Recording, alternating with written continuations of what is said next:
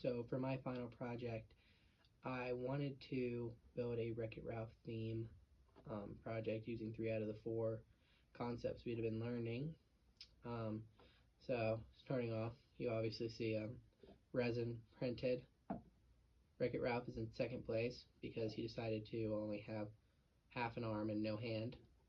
And in first place, we have our this is a MakerBot printed Wreck-It Ralph, and around his neck he has a laser engraved and cut out hero medal.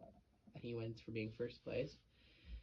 And on the podium, I made this by making a fiberglass base and then a cardboard. I made the structure out of cardboard first and taped it all together, and then I laid the fiberglass over it. And it was actually kind of tricky because if I wanted to make the fiberglass flow, I had to combine it in one piece essentially, which is difficult because the different steps to it made the fiberglass not want to lay right.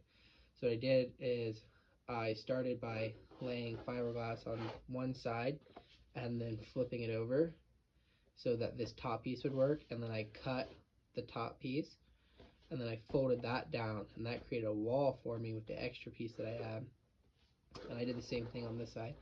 I cut that and this created another wall. This one wasn't quite big enough, so that was okay. I had a plan for that, and then I folded this down, and the piece that I cut was actually big enough to come over both sides, so it got the whole structure.